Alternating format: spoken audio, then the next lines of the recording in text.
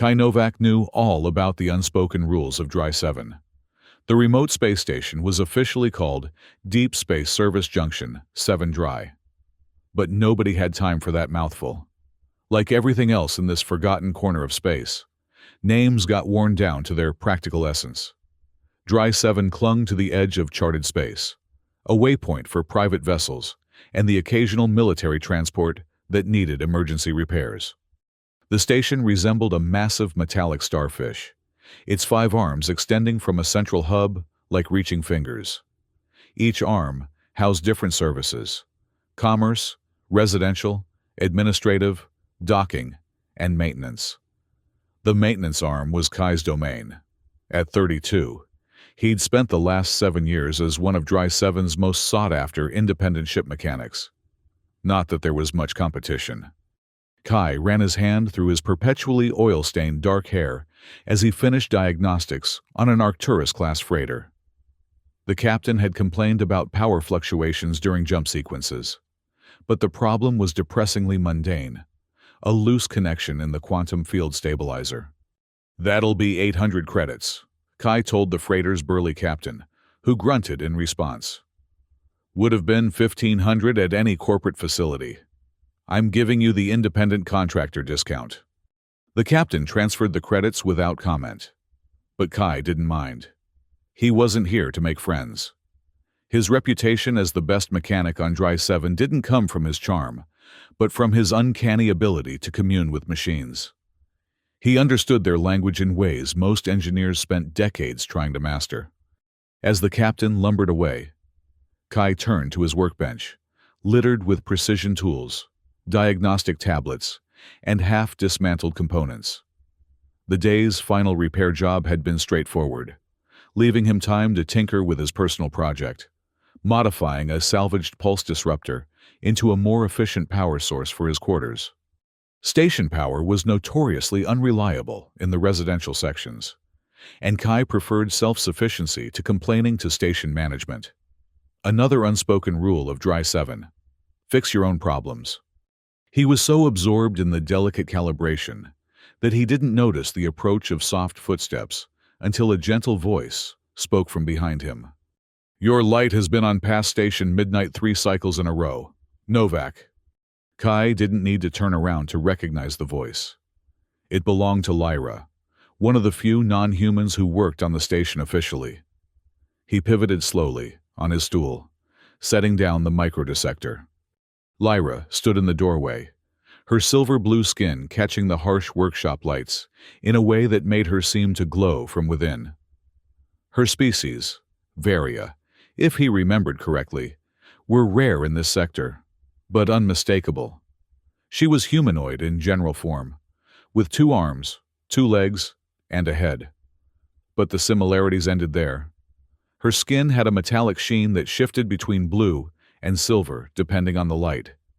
Instead of hair, a crown of delicate crystalline filaments emerged from her scalp, pulsing faintly with internal light.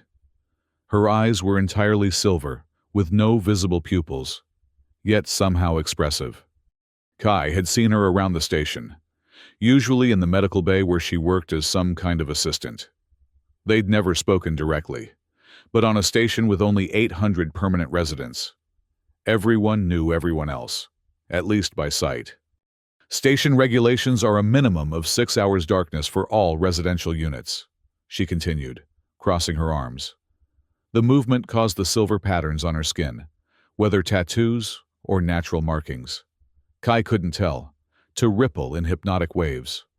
Kai raised an eyebrow. "Are you the light police now? I didn't realize medical had jurisdiction over maintenance."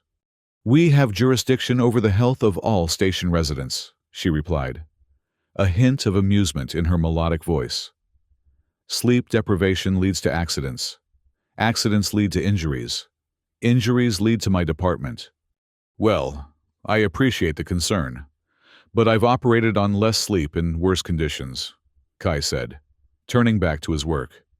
"Besides, I'm just finishing up." But Lyra didn't leave. Instead, she stepped further into the workshop, examining the organized chaos with evident curiosity. "You have a reputation," Novak. They say you can fix anything. They're right, Kai replied without looking up, pride evident in his voice. It wasn't arrogance if it was true. Then perhaps you can help me.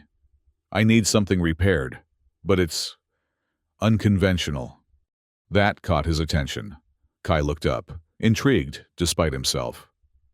Unconventional is my specialty. What are we talking about? Lyra seemed to hesitate, her silver eyes scanning the workshop as if checking for eavesdroppers.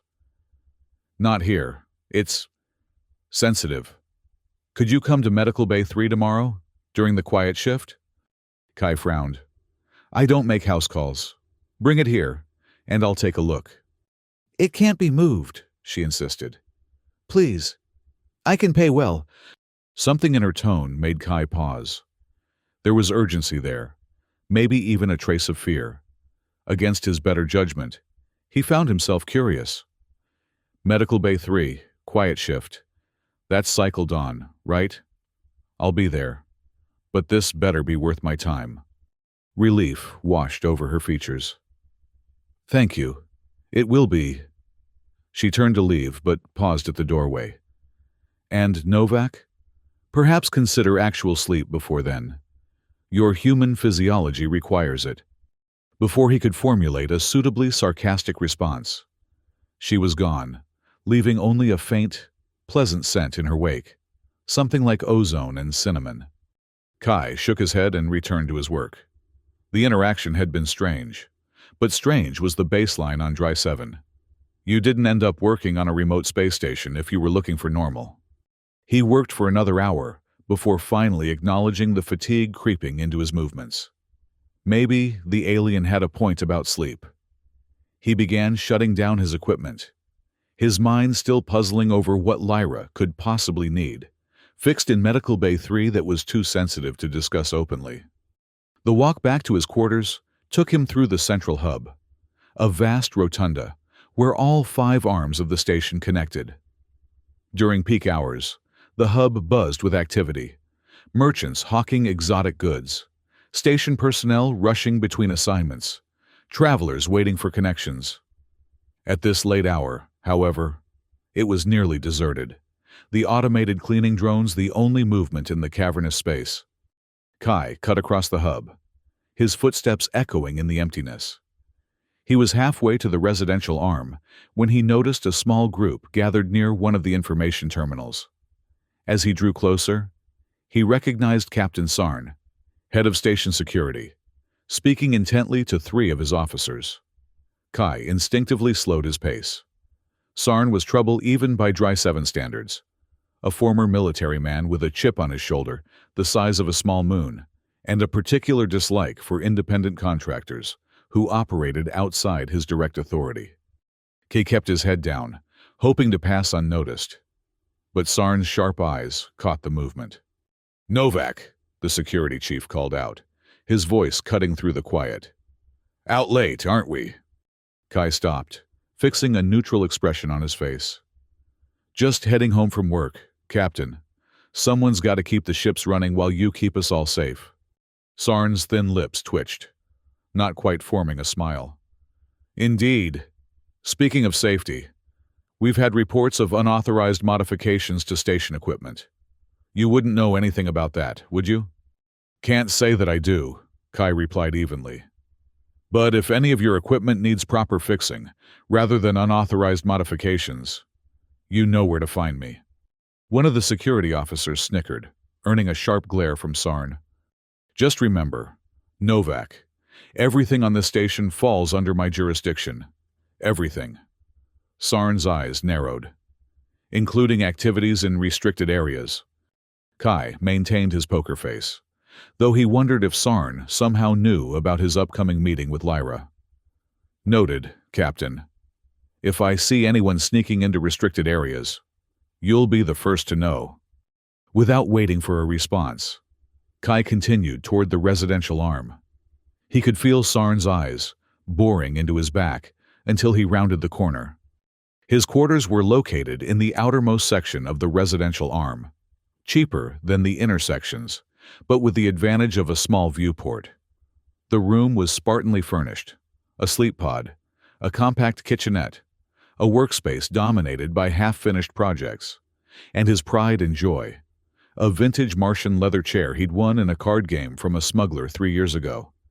Kai sank into the chair, kicking his feet up on a crate that served as a makeshift table. Through the viewport, he could see the endless expanse of space, punctuated by distant stars. No matter how many years he spent on stations and ships, that view never got old. He reached for his datapad, intending to review schematics for tomorrow's scheduled repair job. But his thoughts kept drifting to Lyra and her mysterious request. There was something about her that intrigued him beyond the obvious alienness of her appearance. A sense of purpose, perhaps, or the hint of secrets carefully guarded. Kai had long ago learned that on Dry 7, everyone had secrets.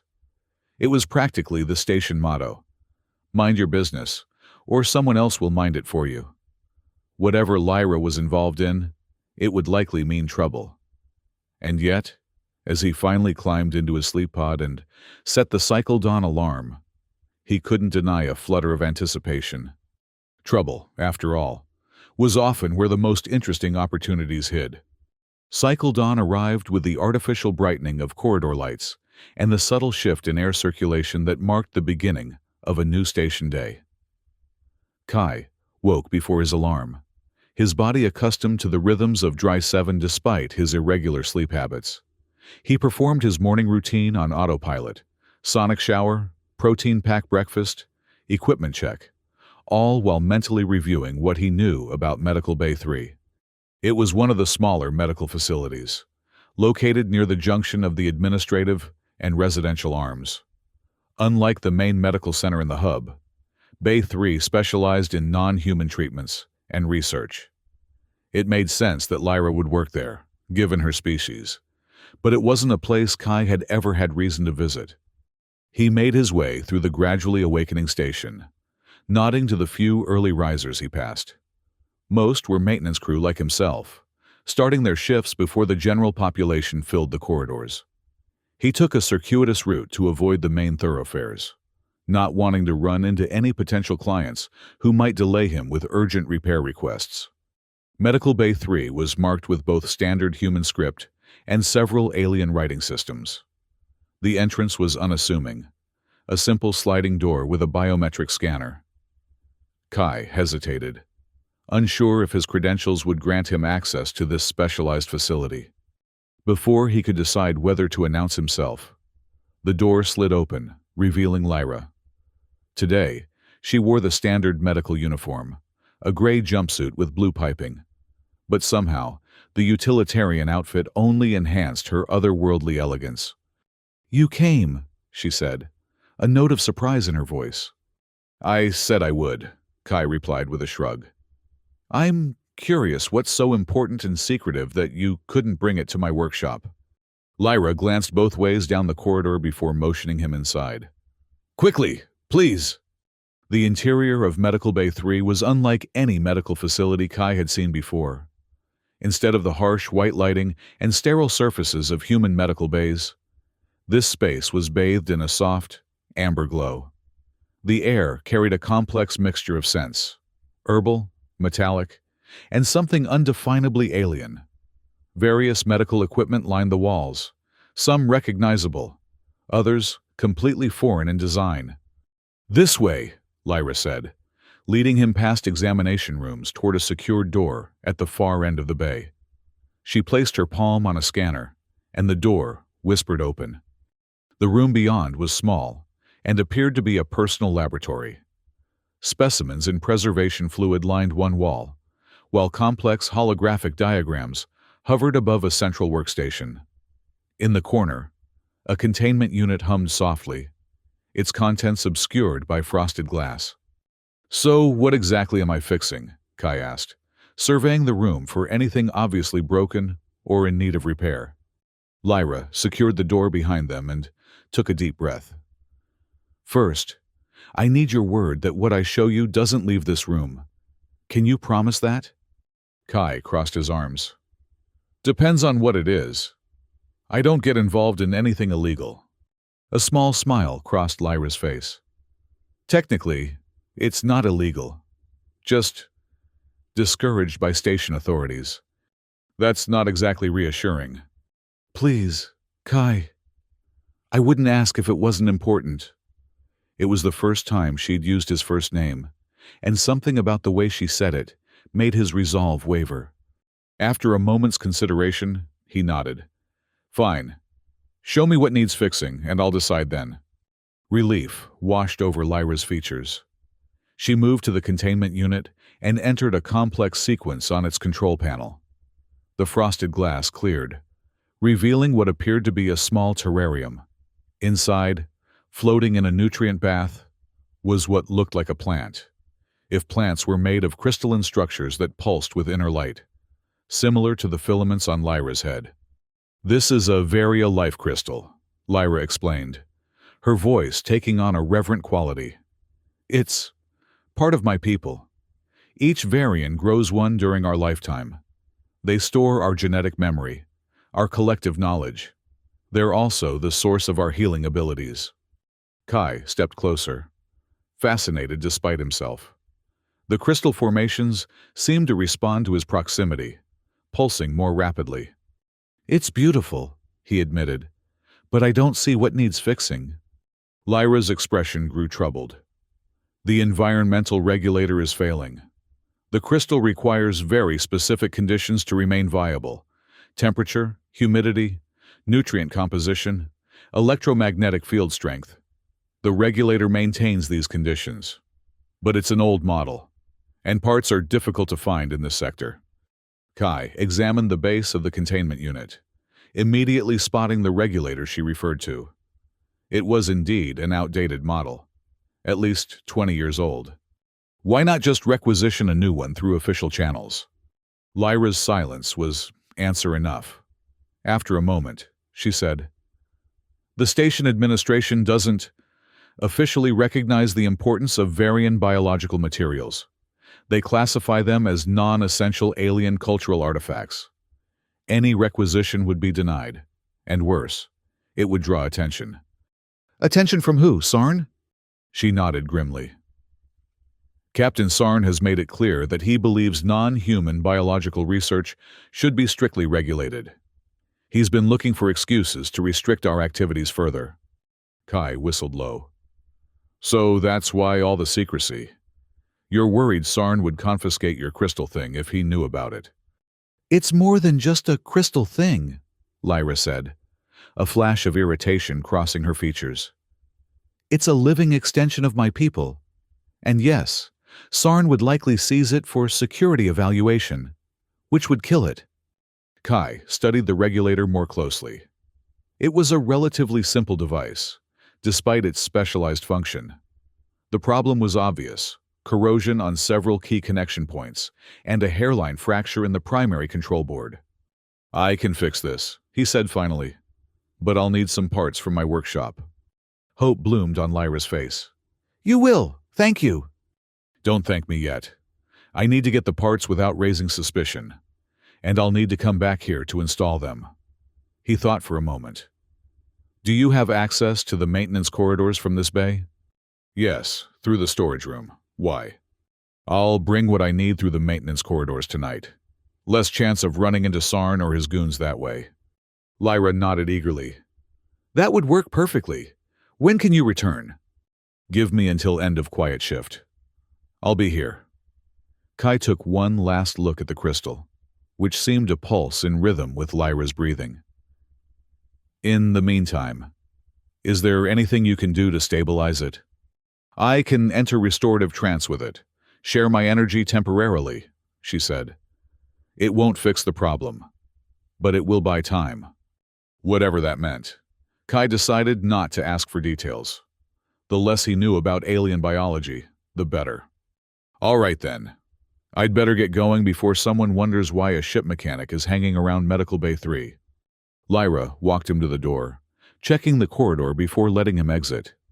Just as he was about to leave, she placed a cool hand on his arm. "Kai, thank you. This means more than you know." There was such sincerity in her silver eyes that Kai felt momentarily flustered. He wasn't used to gratitude, Most of his clients viewed his services as their due, not a favor. "It's just a repair job," he said gruffly, but he couldn't help adding, "I'll make sure it's done right." Throughout the day, Kai worked through his scheduled repairs with mechanical efficiency, his mind partially occupied with the puzzle of Lyra's regulator. He'd need to fabricate at least 2 components that weren't readily available, and he'd need to do it discreetly. Fortunately, years of working with limited resources had made him adept at improvisation. During his midday break, he made his way to the station's salvage depot, a vast warehouse where decommissioned equipment waited to be processed for recycling. The depot was officially restricted, but Masha, the ancient custodian who managed it, had a soft spot for Kai ever since he'd repaired her prosthetic leg when the station medical staff had claimed it was beyond fixing. "Looking for something special today, boy?" Masha asked from her elevated monitoring station as Kai entered. Her voice was a gravelly rumble, the result of decades breathing unfiltered exhaust on cargo haulers. "Just browsing, Masha. Need some controller boards for a personal project." She waved a gnarled hand. "Browse away. Just sign the log. You know the drill." Kai scrawled his name in the visitor log, deliberately making it illegible. Another unspoken rule of Dry 7. Plausible deniability. He spent an hour sifting through bins of discarded tech, eventually finding a partial environmental control system from a decommissioned hydroponics bay. The controller boards were intact and, with some modification, would work perfectly for Lyra's regulator. On his way out, he stopped by Masha's station. "Found what I needed. Thanks for the access." Masha fixed him with a knowing look. "Interesting parts for a personal project. Those are biocontainment components, aren't they?" Kay kept his expression neutral. "They're controller boards. Could be used for anything."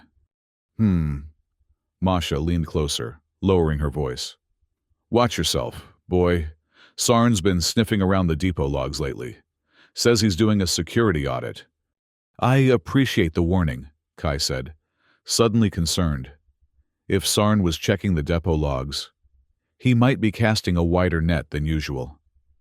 "Any idea what he's looking for?" "Not specifically, but he mentioned unauthorized biological research when he was here yesterday. Made it sound like someone's breeding monsters in the maintenance shafts." She snorted. "Man's always been paranoid, but he's worse lately." Kai nodded thoughtfully. "Well, no monsters in my workshop, just the usual mechanical nightmares. Thanks again, Masha." Back in his workshop, Kai cleared a space and began modifying the salvaged components. It was delicate work that required his full concentration, but his mind kept wandering to Lyra and her crystal. What had she called it? A life crystal? The concept was fascinating, a biological repository of genetic memory. He wondered what kind of knowledge it contained, what secrets of the Varia it might hold. He was so absorbed in his work and thoughts that he didn't register the approach of footsteps until a shadow fell across his workbench. "Working hard or hardly working?" Kai looked up to see Rico, his closest thing to a friend on Dry 7.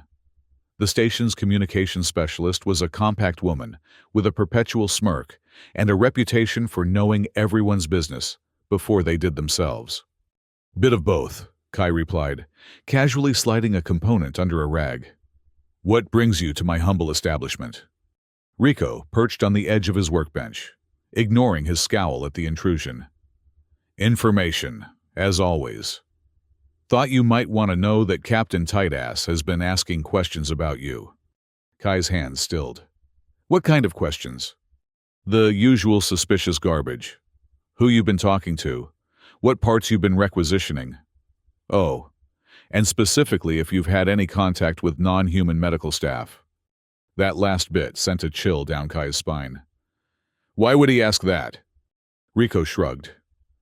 "Who knows why Sarn does anything? Man's convinced there's a conspiracy behind every airlock malfunction. But..." She leaned closer, dropping her voice. Word is, he's been building a case against the Varia on the station. Claims they're conducting unauthorized experiments, possibly dangerous ones. Kay kept his expression carefully neutral, despite the sudden hammering of his heart. That seems far-fetched, even for Sarn. The Varia I've encountered seem more interested in healing than mad science. True, but Sarn's got the ear of Station Administrator Hammond, and Hammond's gunning for a promotion to the Central Systems. Nothing impresses Central like a good security crackdown. Rico studied Kai's face. So, have you been fraternizing with our silver-skinned friends? Just the usual repair requests, Kai lied smoothly. Nothing exotic. Rico held his gaze a moment longer, then shrugged. Well, if that changes, I'd appreciate a heads up. Information is currency, and I like to stay wealthy. You'll be the first to know if I suddenly develop a fascination with alien biology, Kai assured her, eager to end the conversation. After Rico left, Kai worked with renewed urgency. If Sarn was actively investigating the Varia, Lyra's concern about her life crystal wasn't paranoia. It was well-founded caution. He needed to finish these repairs and install them tonight, before Sarn's investigation advanced any further. By end of the maintenance shift, Kai had completed the modifications to the salvaged components. He packed them carefully in a tool bag, along with the instruments he'd need for installation, then headed to his quarters to wait for quiet shift. The corridors were nearly deserted when he finally set out for Medical Bay 3, taking the maintenance passages as planned. These narrow service tunnels ran behind the main corridors of the station like arteries, allowing repair crews to access critical systems without disrupting regular station traffic. They were dimly lit, uncomfortable, and perfect for moving about unnoticed. Kai navigated the labyrinthine passages with practiced ease, having memorized most of the station's layout years ago. He was nearing the junction that would lead to Medical Bay 3 when he heard voices ahead, unusual for the maintenance corridors during quiet shift. He slowed his pace, creeping forward until he could make out the conversation echoing through the metal passageway. Clear signs of contraband biological materials. A voice Kai recognized as Sarn said, We'll conduct a full sweep of Medical Bay 3 tomorrow at cycle dawn. Sir, shouldn't we inform Administrator Hammond first? Another voice, presumably one of Sarn's security officers. Hammond would insist on paperwork and formal requests. By the time we cut through the red tape, they could move whatever they're hiding. No, we move at dawn, before they can prepare. The voices began to fade as the speakers moved away from Kai's position. He waited, heart pounding, until he was certain they were gone before continuing toward Medical Bay 3. The situation had just become significantly more complicated. Sarn was planning a raid at cycle dawn, just hours away. When Kai finally reached the storage room entrance to Medical Bay 3, he found Lyra waiting anxiously. You're late, she said, ushering him in quickly. I was beginning to worry. We have bigger problems than my punctuality, Kai replied grimly. Sarn is planning to raid this bay at cycle dawn. He's looking for contraband biological materials. The color drained from Lyra's face, making her silver-blue skin turn almost gray. He knows about the life crystal? I don't know what he knows specifically, but he's definitely hunting for something. We need to get this regulator fixed and then figure out how to hide your crystal before dawn. Lyra led him back to the lab, moving with increased urgency. The life crystal seemed dimmer than before, its pulses weaker and less frequent. Its condition has deteriorated faster than I expected, Lyra said, worry evident in her voice. I've been in restorative trance with it as much as possible, but my own energy reserves are depleting. Kai set to work immediately, dismantling the old regulator and installing his modified components. It was delicate work that would normally require hours, but they didn't have that luxury. He worked with focused intensity, aware of Lyra hovering anxiously nearby. How long have you had this crystal? He asked, partly to distract her from her worry, partly out of genuine curiosity. It's not mine personally, she explained. It belongs to all Varia on the station. We take turns caring for it, keeping it viable. It contains ancestral memories from our homeworld, knowledge that might otherwise be lost. Lost how? Lyra was quiet for a moment before answering. Our homeworld was destroyed in the Centauri conflict, over a century ago. Those of us scattered throughout the galaxy maintain life crystals to preserve what remains of our culture, our history. Kai paused in his work, struck by the weight of her words. I'm sorry, I didn't know. Few do. Humans tend to forget conflicts once they're resolved, especially those that didn't directly affect Earth or the central colonies. There was no bitterness in her voice, just a quiet resignation that somehow made it worse. Kai returned to his work with renewed determination. This wasn't just a repair job anymore.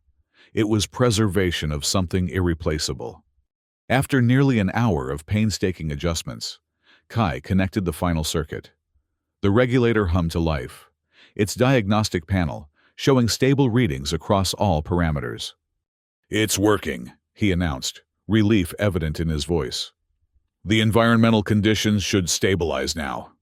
Lyra moved to the containment unit, examining the readings herself. Yes, the temperature and field strength are already returning to optimal levels. She turned to Kai, her silver eyes shining with gratitude. Thank you, Kai, truly. Don't thank me yet, he reminded her. We still need to figure out what to do about Sarn's raid. Can you move the crystal somewhere else before dawn? Lyra shook her head. Not without proper containment. The regulator you fixed is built into this unit. It's not portable. Kai cursed under his breath, mind racing through options. Could you claim it's part of legitimate research? Get official clearance somehow. Not in time. And Sarn would never approve it regardless. He's been looking for reasons to restrict Varian presence on the station for months. Kai paced the small lab, considering and discarding ideas. What if we move it to my workshop temporarily? Sarn wouldn't have authority to search there without specific cause. Lyra considered this. It's risky, but possible. We'd need to fabricate a portable containment unit, something that could maintain the crystal's environment for at least a few hours. I could modify a standard hazmat container, Kai suggested, already mentally designing the adaptations needed. Add a power source, miniaturized version of the regulator.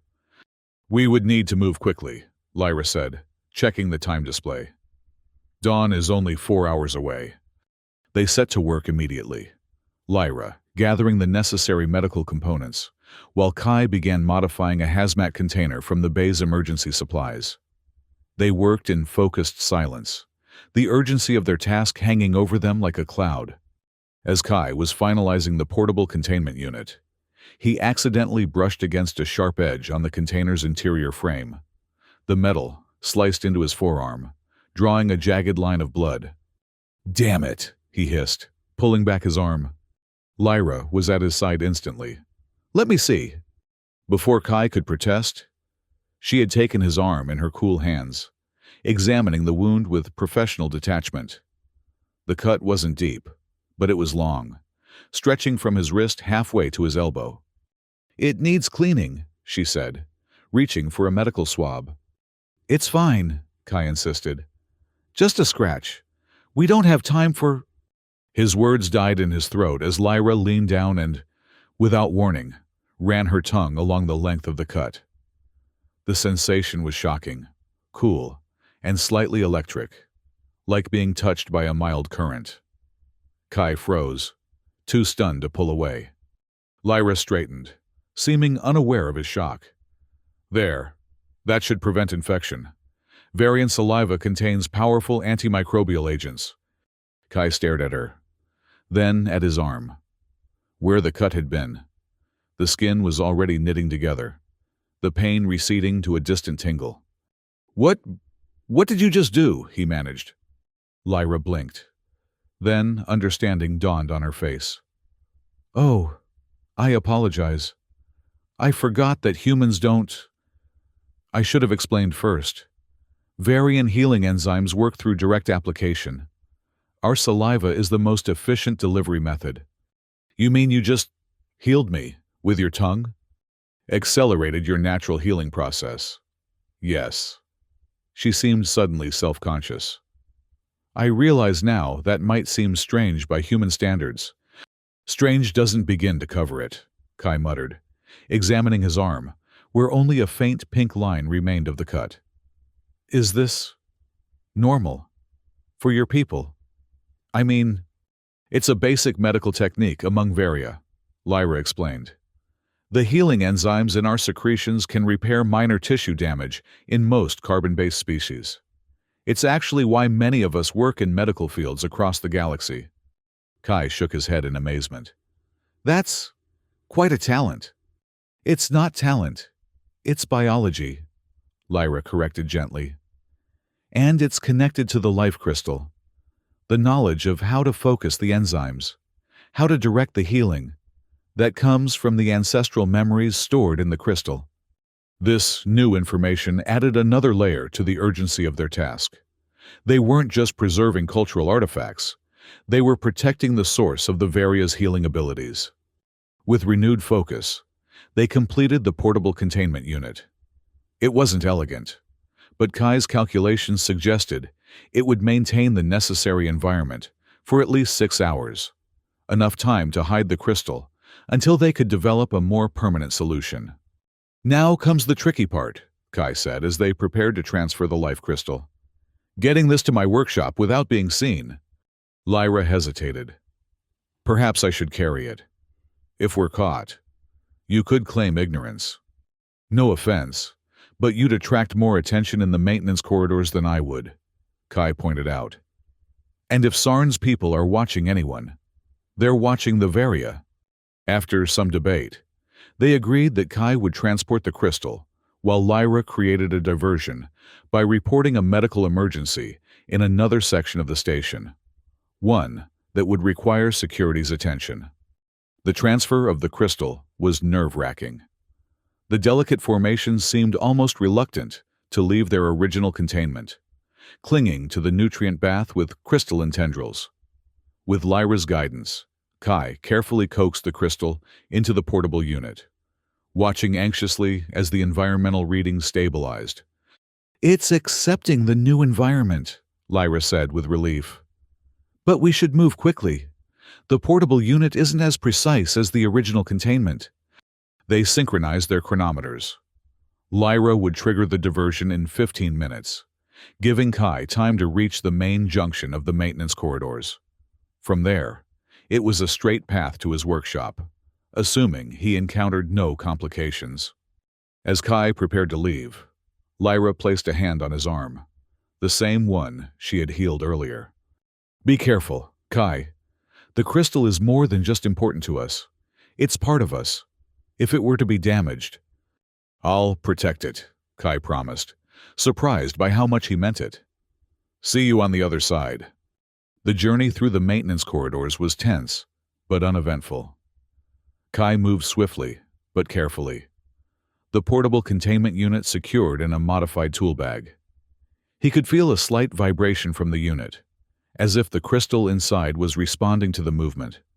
He reached the junction, right on schedule, and waited for Lyra's diversion, right on cue. The station alert system chimed with a medical emergency notification. Seconds later, Kai heard the pounding of boots as security personnel rushed toward the designated area. Taking advantage of the distraction, Kai slipped through the final section of the maintenance corridor and into his workshop. He secured the door behind him, engaging the privacy protocols he'd installed years ago, not exactly regulation, but necessary for a man who valued his space. With careful movements, he placed the containment unit on his workbench and checked the environmental readings. All parameters remained stable, though the power indicator showed the unit at 80% capacity. The crystal inside pulsed with a steady rhythm, seemingly unaffected by its journey. Now he just needed to hide it somewhere secure. Somewhere Sarn wouldn't think to look even if he did come snooping around the workshop. Kai surveyed his space, considering options. Under the flooring, behind the ventilation panel, inside one of the decommissioned engine casings. He was still deliberating when his workshop door chimed. Someone requesting entry. Kai froze, glancing at the security monitor. It wasn't Sarn or his officers. It was Lyra, looking anxious and slightly disheveled. Kai quickly activated the door, letting her slip inside before securing it again. "Did anyone see you come here?" he demanded. Lyra shook her head. "No, but there's a problem. The diversion worked too well. There was a genuine medical situation developing in the section I reported. Security called in medical personnel, including me." "And you left in the middle of an emergency?" Kai raised an eyebrow. "I delegated to another healer, claimed I needed supplies from Bay 3. She moved to the containment unit, checking it anxiously. But it means my absence will be noted sooner rather than later. And when Sarn conducts his raid and finds the crystal missing, he'll put 2 and 2 together," Kai finished grimly. "So much for buying time." Lyra's silver eyes met his. "There's another option, but it's unorthodox." Something in her tone made Kai wary. "Define unorthodox." "The crystal can bond temporarily with a living host. It's how we transport them over long distances when necessary. The host provides the environmental conditions naturally: body heat, bioelectric field, organic nutrients." Kai took a step back. "You want to put that thing inside someone? Inside me?" "Not inside, exactly. More like onto. The crystal forms a symbiotic connection through the skin, usually at the base of the spine or over the heart. It's completely safe for compatible species." "And am I a compatible species?" Kai asked skeptically. Lyra hesitated. "Theoretically, yes. Humans and Varia share enough biological similarities, but it's never been tried, as far as I know." "Great, so I'd be the test case." "It would only be temporary," Lyra assured him. "Just until we can secure a permanent solution, and it would be undetectable by standard security scans. The crystal aligns with the host's biorhythms, appearing as part of their natural system." Kai ran a hand through his hair, conflicted. On one hand, the idea of bonding with an alien crystal of unknown properties was exactly the kind of situation he'd spent his life avoiding. On the other, he was already involved, already committed to helping Lyra protect this piece of her people's heritage. And if Sarn connected him to the missing crystal anyway. "If I do this," he said slowly, "how long would it last? And what effects would it have on me?" "The bond would last until deliberately broken, a few days at most," Lyra explained. "As for effects, minimal for a temporary bond. You might experience increased sensory awareness, perhaps some vivid dreams as the crystal acclimates to your neural patterns." "That doesn't sound too bad," Kai admitted cautiously. "There is one other thing." Lyra looked slightly uncomfortable. "The initial bonding can be intense. The crystal needs to map your biological systems, establish the symbiotic connection. It's not painful, exactly, but it is overwhelming for first-time hosts." Kai considered his options. If he refused, the crystal would likely be discovered. Lyra and her people would suffer, and he'd probably face consequences anyway for his involvement. If he agreed, he'd be taking an unknown risk, but potentially solving the immediate problem. In the end, it wasn't really a choice at all. "All right," he said with a resigned sigh. "Let's do this. What do I need to do?" Relief washed over Lyra's features. "Thank you, Kai. You'll need to remove your shirt and lie face down. The optimal bonding site is along the spine." Feeling increasingly surreal about the situation, Kai complied, stripping off his work shirt and stretching out on his sleeping cot. The cool air of the workshop raised goosebumps on his skin. He heard Lyra opening the containment unit, followed by a soft, crystalline chiming sound that seemed to resonate in his bones. "This will feel strange," Lyra warned, her voice close to his ear. "Try to relax and accept the connection. Fighting it will only make the process more difficult. Easy for you to say, Kai muttered into the pillow. You're not the one about to become a host for an alien crystal. He felt Lyra's cool hands on his back, tracing along his spine, searching for the optimal point. They finally settled between his shoulder blades. Here, she said. The crystal will align with your central nervous system at this junction. Kai took a deep breath, trying to prepare himself for whatever was coming. Just do it before I change my mind. There was a moment of stillness. Then something cool and light touched his skin. At first, it was just a faint pressure, like a small stone being placed on his back.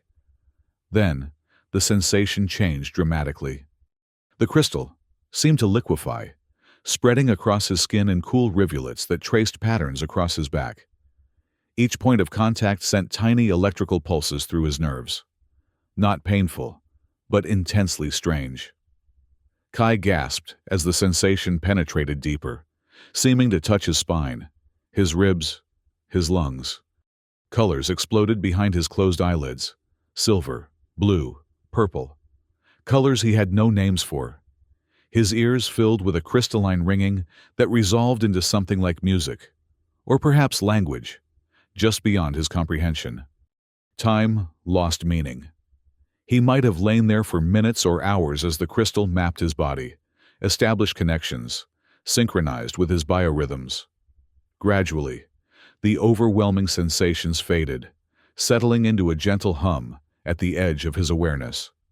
When Kai finally opened his eyes, the workshop had taken on a strange clarity. He could see dust motes dancing in the air, count the individual fibers in the fabric of his cot. His hearing had sharpened too. He could detect the subtle variations in the environmental system's cycling, the distant footsteps in the corridor outside. Kai? Lyra's voice came from very close. Are you all right? He turned his head to find her kneeling beside the cot, concern evident in her silver eyes. Those eyes, he noticed with fascination, weren't solid silver as he'd thought. They contained subtle patterns, whorls of darker silver and flecks of pale blue. I think so, he managed, his voice sounding strange in his own enhanced hearing. That was intense. The initial bonding is always overwhelming, she acknowledged. But your response was stronger than I anticipated. Can you sit up? Kai pushed himself up cautiously, expecting dizziness or discomfort. Instead, he felt oddly energized, as if he'd just woken from the most restful sleep of his life. How do you feel? Lyra asked, studying him intently. Different, Kai admitted. Everything seems sharper, clearer, and there's a kind of humming in the back of my mind. Lyra nodded. That's the crystal's presence. It's communicating with your nervous system, though you won't be able to interpret it directly without training. Kai twisted, trying to see his back. Is it visible? See for yourself. Lyra handed him a small mirror from her medical kit, using it to examine his reflection in the workshop's viewport. Kai was startled by what he saw. A delicate pattern of silvery blue lines spread across his back, centered between his shoulder blades. The design resembled a stylized tree, or perhaps a neural network, branching outward in fractal patterns that seemed to pulse subtly with his heartbeat. It's beautiful, he said, surprised by his own reaction. The pattern is unique to each host, Lyra explained. It reflects the way the crystal interfaces with your specific neural pathways. Kai touched one of the lines curiously. It felt like normal skin, perhaps slightly cooler. Will it stay like this? The visible pattern will fade as the bond stabilizes, becoming nearly invisible, except under certain light conditions. By tomorrow, no one will notice it unless they're specifically looking for it. Kai pulled his shirt back on, marveling at the strange sensation of the fabric against his newly sensitive skin. So, what now? We just wait for Sarn to raid Bay 3 and find nothing? That's the immediate plan, Lyra confirmed. Once the initial search turns up nothing, we can work on a more permanent solution for the crystal. And in the meantime, I just go about my business with your people's ancestral memories strapped to my back. Kai couldn't help the note of sarcasm. Lyra gave him a small smile. Essentially, yes. Though you might want to avoid situations that would raise your stress levels significantly. The crystal responds to host biochemistry, and strong emotional states can cause it to become more active and more visible. Great. Stay calm while carrying contraband that could get me expelled from the station. No problem. Kai shook his head ruefully. You know, when you asked me to fix something yesterday, this isn't exactly what I had in mind. I know, and I'm sorry for involving you so deeply in this. Lyra's expression was genuinely remorseful. If there had been any other option— It's fine, Kai interrupted, surprising himself with how much he meant it. I agreed to this, and I don't like Sarn or his security goons anyway. Consider it my contribution to making their lives more difficult. Lyra's smile widened, transforming her alien features into something startlingly beautiful.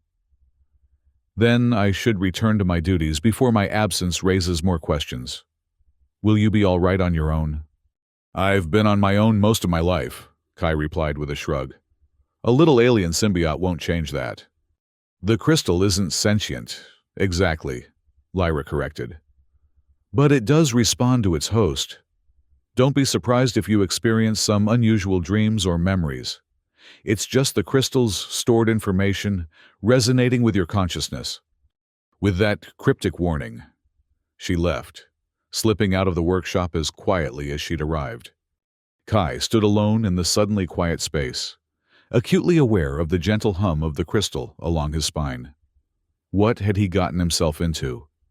With a sigh, he turned to his workbench. Alien crystal, or not.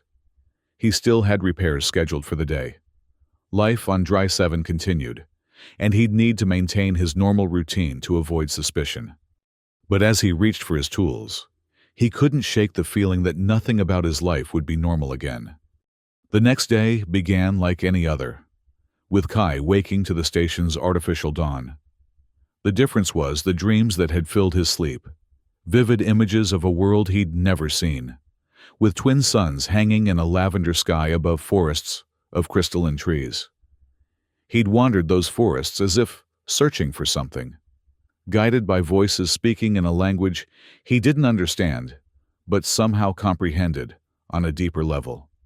He shook off the lingering effects of the dream and went through his morning routine.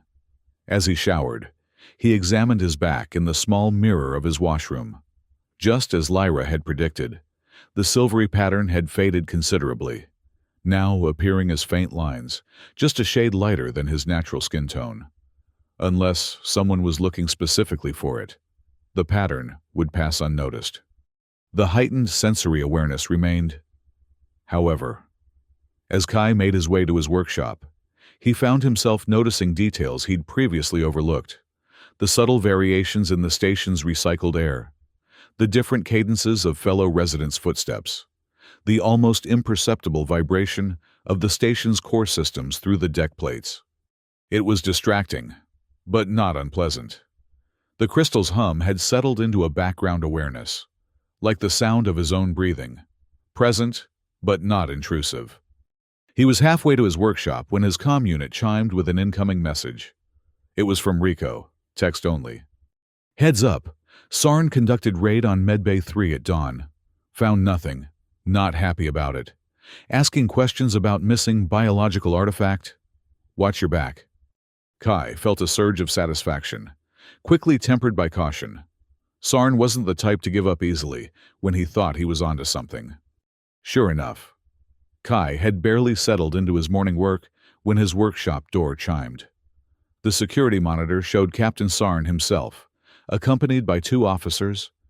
Kai took a deep breath, focusing on projecting casual indifference as he activated the door. The crystal responded to his rising anxiety with a subtle warmth between his shoulder blades. Captain Sarn, Kai greeted the security chief with exaggerated politeness. To what do I owe the pleasure of an official visit so early in the cycle? Sarn stepped inside, his cold eyes scanning the workshop with predatory intensity. Routine inspection. Novak. We're conducting checks throughout the station. All these routine inspections lately, Kai remarked, leaning against his workbench. Must be exhausting for you and your team. Sarn ignored the comment, gesturing for his officers to begin searching the workshop. We're looking for unauthorized biological materials, specifically, Varian biological contraband. Sounds fascinating, Kai said blandly. But I fix ships. Captain, the only biological materials you'll find here are the mold cultures growing in my coffee mug. One of the officers snickered, earning a sharp glare from Sarn. You were seen entering Medical Bay 3 yesterday, Sarn said abruptly. Why? Kai had prepared for this question. Faulty environmental regulator. They called me in to fix it. Check the work order if you don't believe me. I did, Sarn replied. Curiously, the work order was filed after your visit, not before. Bureaucratic oversight, Kai shrugged. You know how it is with paperwork around here. Always playing catch-up. Sarn's eyes narrowed. And your interaction with the Varian healer, Lyra, was that also a bureaucratic oversight? She showed me the regulator that needed fixing, Kai said, maintaining eye contact. That's the extent of our interaction. Is that so? Sarn stepped closer, invading Kai's personal space. Because my sources tell me you spent over an hour in a restricted section of Bay 3, far longer than a simple regulator repair would take. Kai felt the crystal warming further against his spine, responding to his increasing tension. He forced himself to remain outwardly calm. Your sources need better timing devices. Captain, I was there for 20 minutes, tops. The regulator was a standard Yokogawa model. Nothing complicated. The standoff continued for several tense seconds before Sarn finally stepped back. We'll see. In the meantime, my officers will complete their search. For the next 30 minutes. Kai watched as Sarn's team methodically examined his workshop, checking storage compartments, scanning equipment, even probing the wall panels for hidden compartments. The crystal remained a warm presence against his skin, but gave no other sign of its existence. Finally, Sarn was forced to concede defeat. Nothing here, one of the officers reported after completing a final scan. We'll be moving on, Novak, Sarn said, his disappointment poorly concealed. But this isn't over. I know something was removed from Bay 3, and I intend to find it. Happy hunting, Captain, Kai replied with a small salute. Let me know if you need any regulators fixed while you're at it. After Sarn and his team departed, Kai sagged against his workbench, the tension of the encounter finally catching up with him. The crystal's warmth gradually cooled as his own anxiety ebbed. His comm unit chimed again, another message from Rico. Sarn's on the warpath. 6 raids so far, nothing found. Meeting with Administrator Hammond at midday. Be careful. Kai frowned at the message. If Sarn was escalating to the station administrator, the situation could become more complicated. Hammond had the authority to implement station-wide security protocols, including mandatory medical scans for all residents. Would such scans detect the crystal? Lyra had said it would be undetectable by standard security measures. But standard might not include whatever specialized equipment Sarn might convince Hammond to deploy. Kai needed more information, and there was only one person who could provide it. He sent a carefully worded message to Lyra. Regulator working properly. Follow-up consultation needed to ensure optimal performance. Available during midday break? The reply came almost immediately. Maintenance Corridor Junction B7 midday. Come alone. The hours until midday crawled by. Kai forced himself to focus on his scheduled repairs, but his enhanced senses made concentrating difficult. Every sound from the corridor outside had him tensing, expecting Sarn's return. When midday finally arrived, Kai made his way to the designated meeting point, taking a circuitous route to avoid main corridors. Junction B7 was a rarely used intersection of maintenance passages near the environmental control sector, isolated enough for privacy, but not so isolated as to raise suspicion if he were spotted there. Lyra was already waiting when he arrived, her silver-blue form partially concealed in the shadows of the dimly lit passage. She looked tired, the luminescence of her crystalline filaments dimmer than usual. "Sarn came to my quarters this morning," she said without preamble. "Questioned me for an hour about the missing biological artifact. He's convinced I'm involved." "He searched my workshop too," Kai replied. "Found nothing, obviously. But he's not giving up. Word is he's meeting with Hammond today." Lyra's expression grew troubled. "That's what I was afraid of. If Hammond authorizes enhanced security measures." "Would they detect the crystal?" Kai asked, voicing his primary concern. "Not immediately," Lyra said. "The crystal's bioelectric signature is harmonized with yours now. But if they use deep tissue resonance scanning, the crystalline structure might register as an anomaly." "And how likely is it that Sarn has access to deep tissue resonance scanners?" "Not very, under normal circumstances. That technology is primarily medical, not security. But if he convinces Hammond there's a genuine threat..." Kai ran a hand through his hair in frustration. "So we're back to square one. We need a more permanent solution for the crystal." Lyra hesitated, then said, "There might be a way, but it would mean leaving the station, at least temporarily." "Leaving? To go where?" "There's a Varian enclave on Ceres Station, in the neighboring sector. They have proper facilities for housing life crystals. If we could transport this one there..." "That's a big if," Kai pointed out.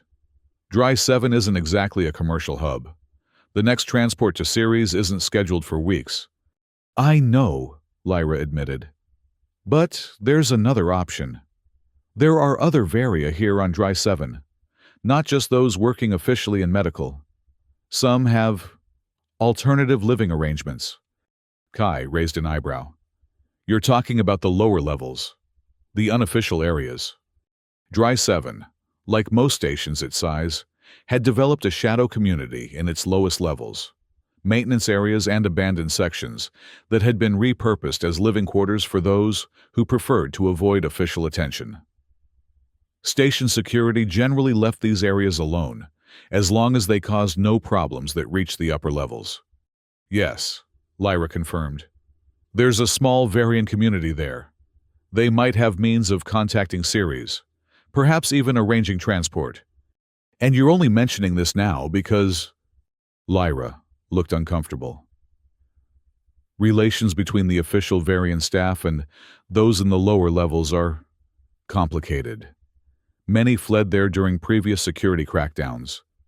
They don't trust the system, or those of us who work within it.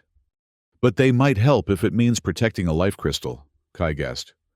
"Exactly. The crystal transcends our political differences. No Varian would allow it to be destroyed or confiscated." Kai considered the proposal. Venturing into the lower levels wasn't without risk. The unofficial areas operated by their own rules, and outsiders weren't always welcome. But it seemed like their best option for finding a long-term solution. "All right," he decided. "How do we contact them?" "There's a maintenance access point in Sector 17 that leads to one of their communities. I can guide you there, but..." Lyra hesitated. "It might be better if I don't accompany you all the way. My presence could be seen as representing station authority. So I just show up alone and say, 'Hi, I've got your sacred crystal bonded to my spine. Want to help me out?'" Kai asked skeptically. "Not exactly." Lyra reached into a pocket of her uniform and withdrew a small object, a crystalline pendant that glowed with the same inner light as the filaments on her head. "Show them this. It's a fragment of my personal crystal. They'll recognize it as a token of trust." Kai took the pendant, surprised by its warmth. As his fingers closed around it, the crystal on his back pulsed in response, sending a wave of tingling sensation down his spine. "Whoa!" he gasped. "They recognized each other." Lyra nodded. All life crystals are connected on a fundamental level. Yours, the one you're carrying, sensed a familiar presence. It's not mine, Kai corrected automatically. A small smile touched Lyra's lips. In a sense, it is now. The bond works both ways, Kai. The crystal is changing to accommodate you, just as you're adapting to it. Before Kai could ask what exactly that meant, a distant alarm sounded, echoing through the maintenance corridors. Lyra tensed. That's a medical emergency alert. I need to go. Wait, Kai caught her arm. When should I go to the lower levels? Tonight, during quiet shift, she said hurriedly. The access point in Sector 17 is behind the recycling processing unit. Use the pendant if you encounter any varia. Ask for the elder, named Marine. With that, she slipped away, leaving Kai alone with more questions than answers, and an increasingly complicated situation. He returned to his workshop. The crystal, a constant presence against his spine, occasionally sending pulses of warmth or coolness in response to his emotions. It was becoming difficult to think of it as separate from himself, despite his insistence to Lyra. The rest of the day passed in a blur of routine repairs and mounting tension. Station chatter, filtered through Rico's periodic updates, confirmed that Sarn had indeed met with Administrator Hammond, though the outcome remained unclear. Security patrols had increased throughout the station, particularly in the medical and residential arms. By the time quiet shift arrived, Kai was more than ready to act. The constant vigilance had worn on his nerves, and the crystal had responded to his stress with increasing activity, pulses of sensation that ranged from warmth to something almost like emotional responses. At one point, when he'd nearly been cornered by a security patrol, the crystal had flared with such intensity that he feared it would become visible through his clothing. Navigating to Sector 17 proved challenging. The increased security presence forced Kai to take convoluted routes through rarely used maintenance passages. His enhanced senses proved valuable, allowing him to detect approaching personnel before they spotted him. The recycling processing unit Lyra had mentioned was a massive machine that converted the station's organic waste into base components for the agricultural sections. It operated continuously, filling the surrounding area with a constant mechanical hum and the faint, not quite unpleasant scent of biochemical processing. Behind the unit, partially concealed by conduit housing, Kai found the access point, a maintenance hatch that would have been easy to overlook if you weren't specifically searching for it. The control panel beside it showed active but unfamiliar security protocols. Not station standard, certainly. Kai hesitated, uncertain how to proceed. Lyra hadn't mentioned anything about security measures. As he stood contemplating his next move, the crystal on his back suddenly pulsed with unprecedented intensity, sending a wave of tingling heat across his skin. At the same moment, the security panel chimed softly, and the hatch slid open. Startled, Kai took a step back. Had the crystal somehow activated the door? Or was this simply coincidence? There was no time to puzzle it out. The open hatch revealed a dimly lit passage, sloping downward into the station's lower levels. Kai glanced around to ensure he wasn't observed, then slipped through the opening. The hatch closed silently behind him. The passage beyond was unlike the standard maintenance corridors of the upper station. The walls here were decorated with intricate patterns that glowed faintly with bioluminescent light. The air carried unfamiliar scents. Something floral and exotic mingled with the standard recycled station atmosphere. Kai moved forward cautiously, following the sloping passage as it descended through what must have been several decks of the station's infrastructure. The crystal continued to pulse occasionally, as if responding to or perhaps communicating with the environment around him. After several minutes of descent, the passage opened into a surprising space, a vast chamber that must have originally been designed as an emergency water reservoir, but had been transformed into something like a subterranean garden. Crystalline formations, similar to those in Lyra's terrarium, grew here in profusion, creating a glittering forest of light and color. The chamber's ceiling was covered in the same bioluminescent patterns as the passage, casting everything in a soft, shifting glow. Most striking of all were the inhabitants. Varia moved among the crystal formations, their silver-blue skin and luminescent filaments blending with the environment in a way that sometimes made it difficult to distinguish person from plant.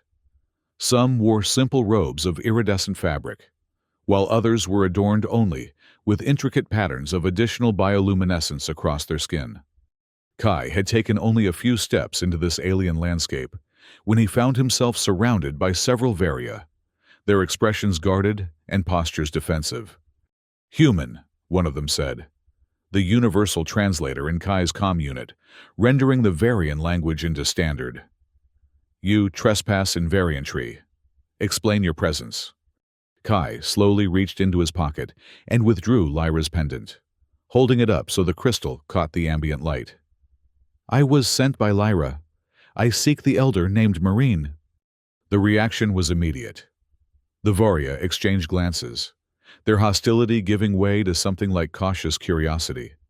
"You carry Lyra's heartstone," the apparent leader acknowledged. "And something more. Something that sings to our crystals." As if in response to these words, the crystal on Kai's back flared with warmth. The Varia's eyes widened collectively.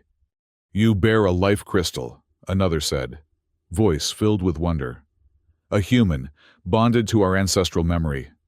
"It's temporary," Kai explained quickly. "The crystal was in danger of being confiscated by station security.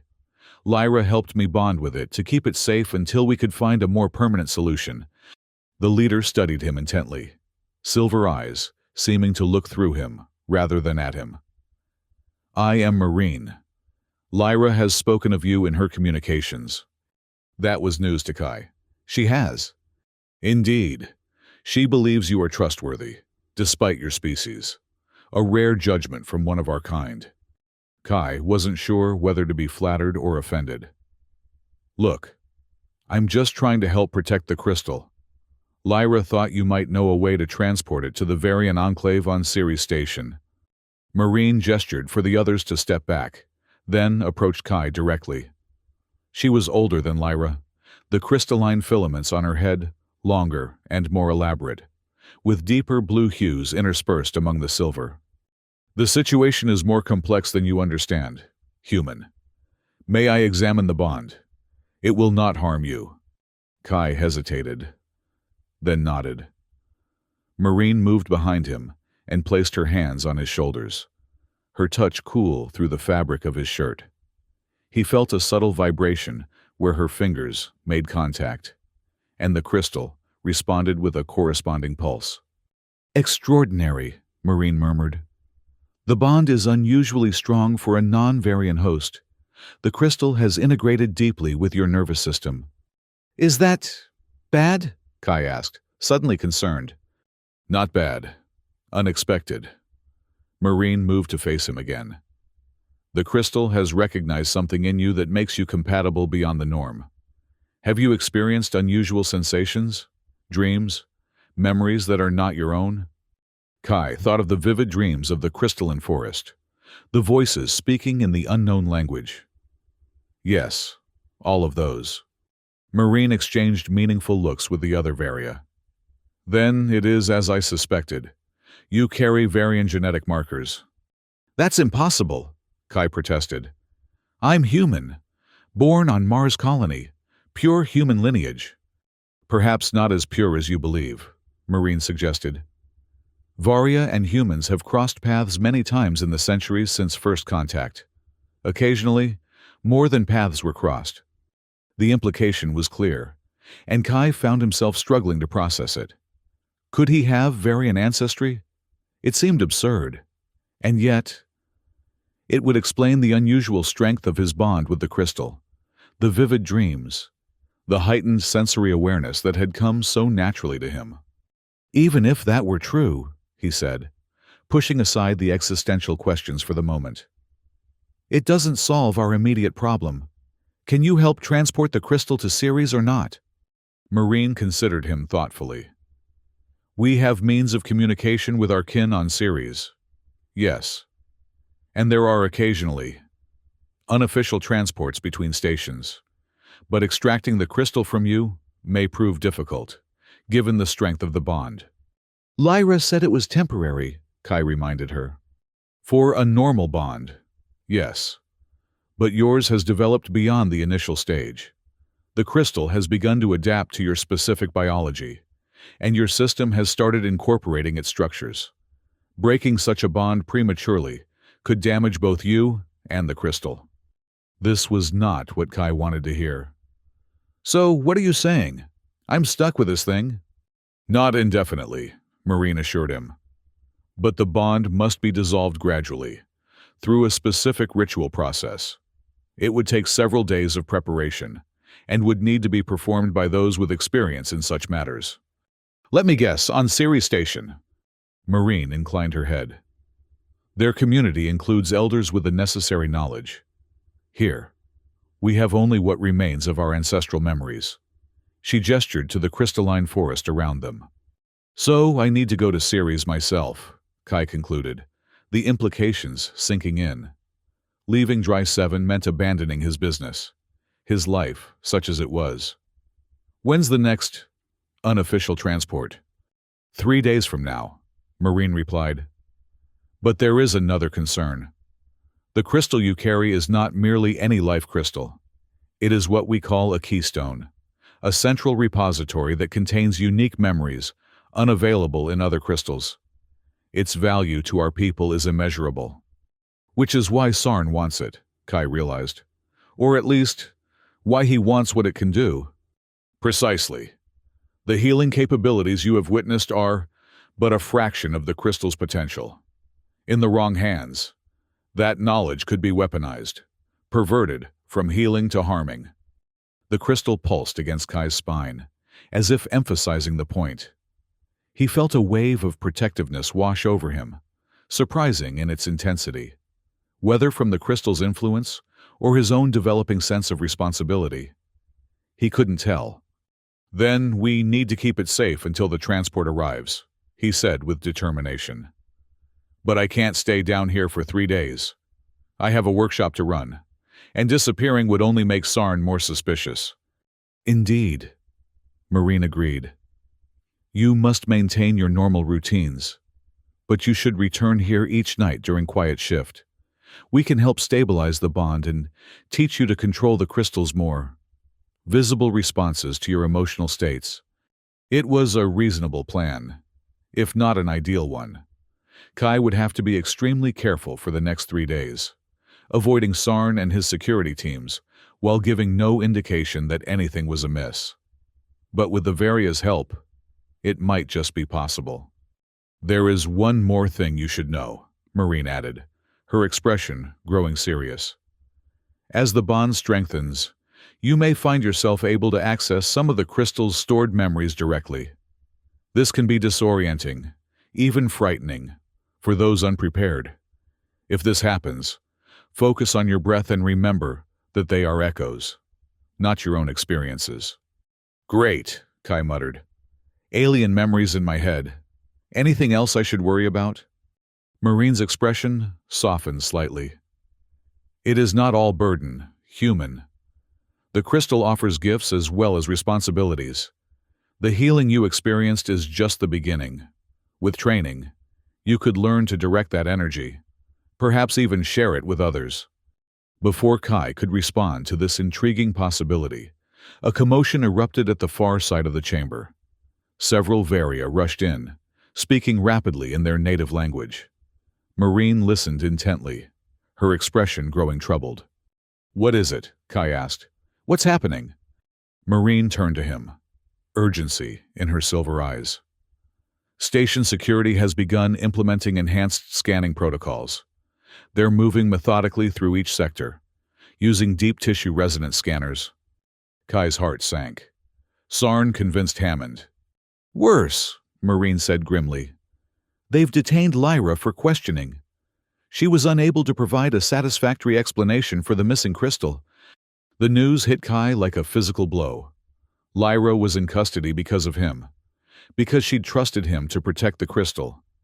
The bond had been her idea, but he had agreed to it, had become part of this.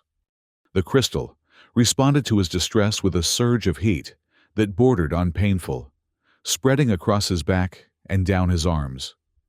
Kai gasped, doubling over as the sensation overwhelmed him. "Control it," Marine urged, placing her hands on his shoulders. "Your emotions are feeding the crystal's energy. Focus. Calm yourself." Kai struggled to steady his breathing, to rein in the panic and guilt threatening to consume him. Gradually, the burning subsided, retreating to a manageable warmth between his shoulder blades. "I need to help her," he said when he could speak again. "This is my responsibility too. Rushing into security detention would only endanger both of you and the crystal." Marine cautioned. "We must be strategic." "What do you suggest?" "I can't just leave her there." Marine conferred briefly with the other Varia before turning back to Kai.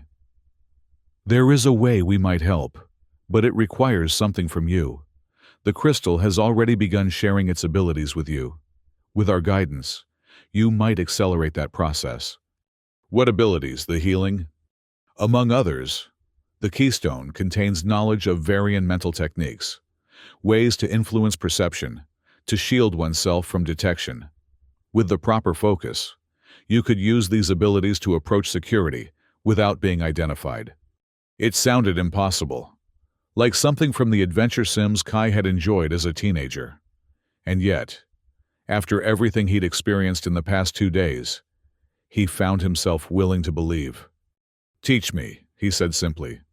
Marine nodded and led him deeper into the crystalline forest, to a small alcove where the largest formations created a natural chamber. The space was filled with a soft, pulsing light that seemed to emanate from the crystals themselves. "Sit," she instructed, indicating a smooth depression in the floor. "And remove your shirt. We must establish direct contact with the crystal." Kai complied, settling cross-legged on the floor and removing his shirt. The chamber was warm, the air thick with unfamiliar scents that made him slightly lightheaded. Marine positioned herself behind him, placing her palms directly over the crystal pattern on his back. Several other Varia formed a circle around them, joining hands and beginning a low, harmonious hum that resonated with the crystals surrounding them. "Close your eyes," Marine instructed. "Breathe deeply and visualize the connection between yourself and the crystal. See it as a pathway, a bridge between your mind and the ancestral memories." Kai did as she directed, focusing on his breathing and the warm presence of the crystal. At first, nothing happened beyond the pleasant sensation of warmth spreading across his back. Then, gradually, he became aware of a new perception, a sense of vast knowledge just beyond his reach. Like a library whose shelves he could see, but whose books he couldn't yet open. "Good." Marine's voice seemed to come from both outside and inside his mind simultaneously. "Now reach for the knowledge. Not with your hands, but with your intention. Think of what you seek, the ability to pass unnoticed, to shield yourself from detection." Kai focused his thoughts on the concept of invisibility, of moving through the station without being seen. To his astonishment, the mental shelves before him shifted, reorganizing until a specific section presented itself. Not books now, but something more like memory crystals, each containing experiences and knowledge. When he mentally reached for one, it dissolved into his consciousness, flooding him with information in a rush that was almost too much to process.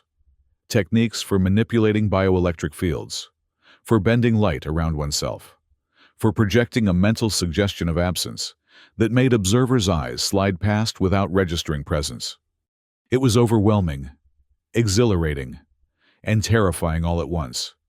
Kai felt as if he were falling into an ocean of knowledge, losing himself in the flood.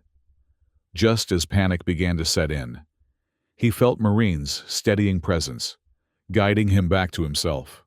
helping him integrate the knowledge without being consumed by it. "Enough," she said finally, breaking the connection. "Any more would risk overwhelming your system." Kai opened his eyes, disoriented by the sudden return to normal perception. The chamber seemed both familiar and strange, the crystals around them pulsing in time with his heartbeat.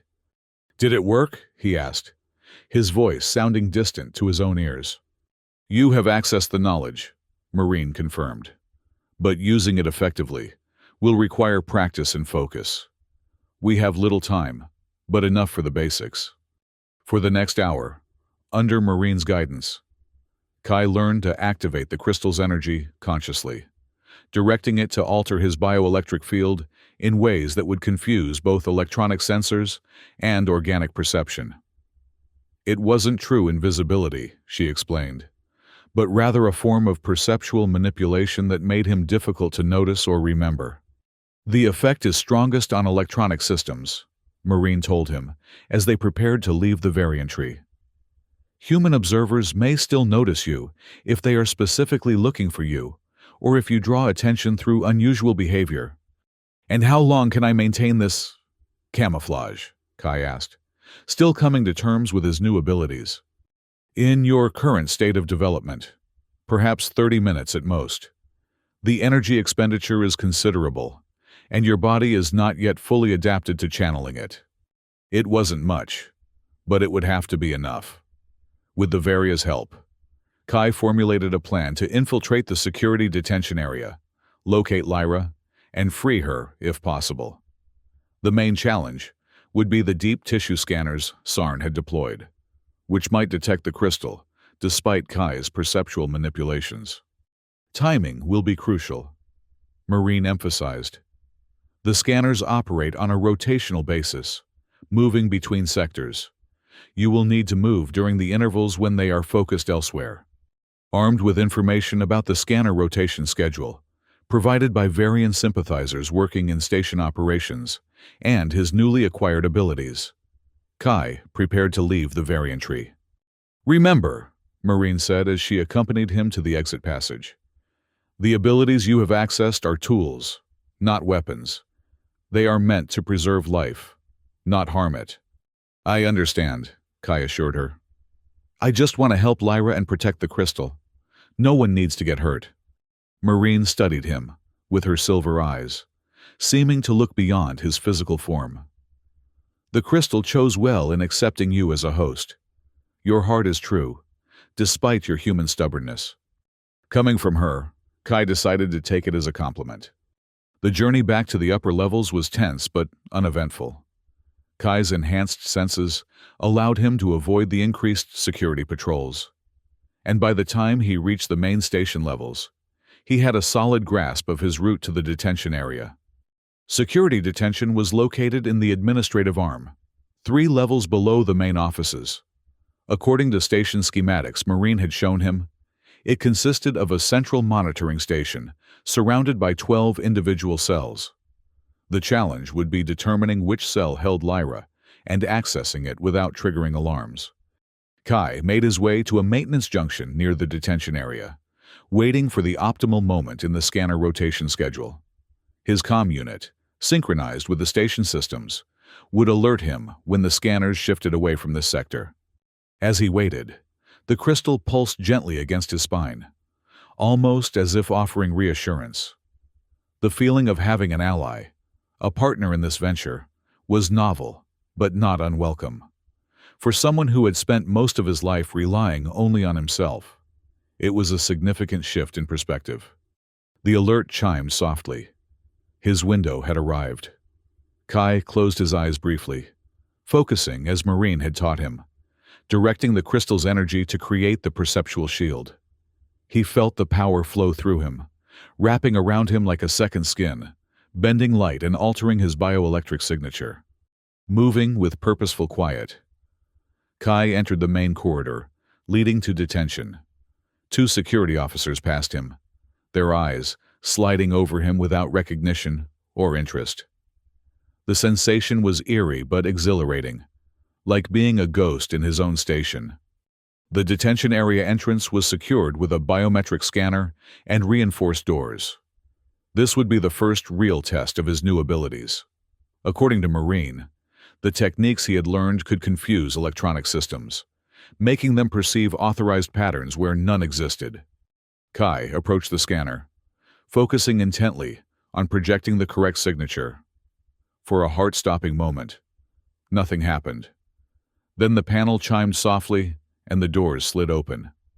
He slipped inside quickly, knowing the system would register the access but, hopefully, attribute it to a routine entry.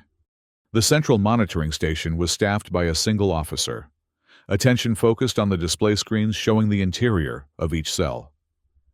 Kai maintained his focus, strengthening the perceptual shield as he moved silently along the perimeter of the room. He scanned the monitors, searching for Lyra. There, Cell 7 showed her silver-blue form seated on a simple bunk, her posture rigid but unharmed. Relief flooded through him, momentarily disrupting his concentration. The monitoring officer frowned, looking up from the displays, sensing something amiss.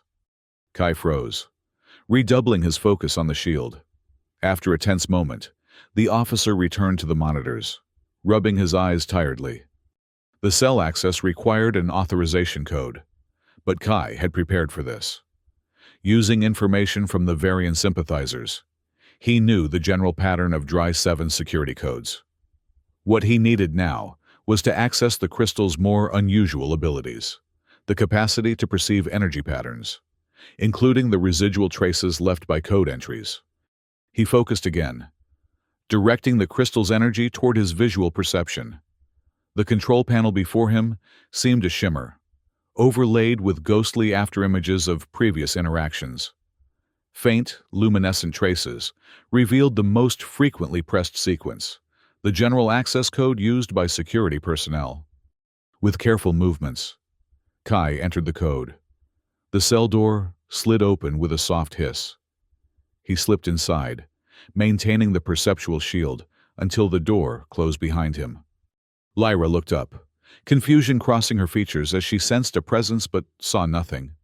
"Who's there?" she whispered. Kai released the shield, the effort of maintaining it beginning to take its toll. He appeared before her, seemingly materializing from thin air. "Kai!" Lyra gasped, rising to her feet. "How did you—" "No time to explain," he interrupted in a hushed voice. "We need to get you out of here. Sarn's deployed deep tissue scanners throughout the station. It's only a matter of time before they detect the crystal." Lyra's silver eyes widened. "You've accessed the crystal's abilities, but that should be impossible for a human unless—" Understanding dawned on her face. "You found the variant tree, and Marine." "She helped me understand what's happening," Kai confirmed. "But right now, we need to focus on getting you out of here and finding somewhere safe until the transport to Ceres arrives." "Transport to Ceres?" Lyra echoed. "You've arranged passage?" "The Varia in the lower levels have connections. There's a ship leaving in 3 days." Kai checked his comm unit. "We've got about 15 minutes before the scanners rotate back to this sector. Can you walk?" Lyra nodded, rising gracefully to her feet. "They haven't mistreated me, merely confined me. Sarn believes I know where the crystal is hidden, and hoped isolation would persuade me to reveal its location."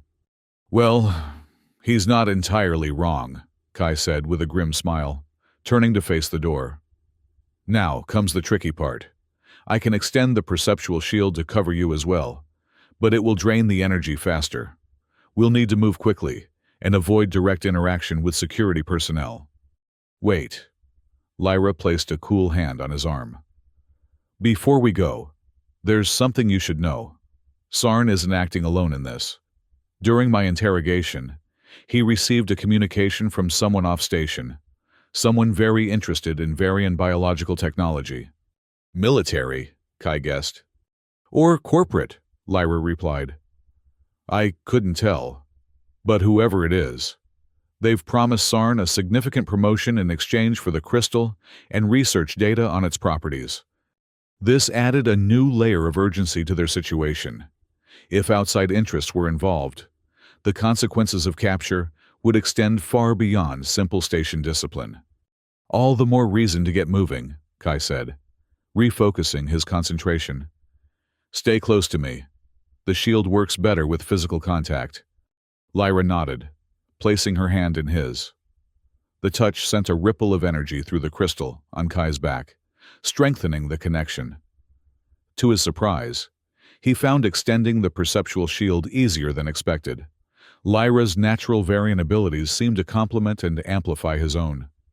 With renewed confidence, Kai entered the code to open the cell door. As it slid open, he wrapped the shield around them both, making them difficult to perceive or remember. They slipped past the monitoring station, the officer still focused on the displays, unaware that one of his prisoners was walking out right behind him. The corridor beyond presented another challenge. 2 security officers stood at the main exit, checking identifications of anyone entering or leaving the detention area. Bypassing them would require more than just perceptual manipulation. "We need a distraction," Kai whispered to Lyra. She squeezed his hand in acknowledgement, then closed her eyes in concentration. A moment later, alarms blared from the far end of the detention block. The monitoring officer rushed from his station, followed by the 2 guards at the exit, all heading toward the apparent security breach. "How did you do that?" Kai asked, as they slipped through the now unguarded exit. "Simple energy manipulation," Lyra explained. "A basic technique for any variant healer. I created a power surge in the environmental systems of the empty cells." They moved swiftly through the administrative corridors, maintaining the perceptual shield despite the growing strain Kai could feel in his muscles and along his spine. The crystal was burning hot now, demanding more energy than his human physiology was accustomed to providing. Just as they reached the junction leading to the maintenance passages, Kai's comm unit chimed a warning. The scanners were rotating back to this sector. Within minutes, they would detect the crystal's unique signature, regardless of the perceptual shield. "We need to hurry," he urged, pulling Lyra toward the maintenance access point. They had nearly reached it when a familiar voice called out from behind them. "Stop right there, Novak!" Captain Sarn stood at the intersection they had just passed, a specialized scanner in one hand, a regulation pulse pistol in the other. His cold eyes fixed on them with triumphant recognition. "Your little disappearing act might fool standard sensors, but this prototype sees right through it," he said, indicating the scanner. "Military grade, specially calibrated for variant energy signatures." The perceptual shield collapsed as Kai's concentration shattered, leaving them fully visible in the corridor. He pushed Lyra behind him, positioning himself between her and Sarn's weapon. "This has gone far enough, Sarn," Kai said, fighting to keep his voice steady. "Whatever deal you've made, it's not worth it. The crystal isn't just technology. It's alive. It's sacred to the Varia." Spare me the xenophilic sentimentality," Sarn sneered. "That sacred crystal is worth more than you can imagine to the right people. Healing is just the beginning of what it can do.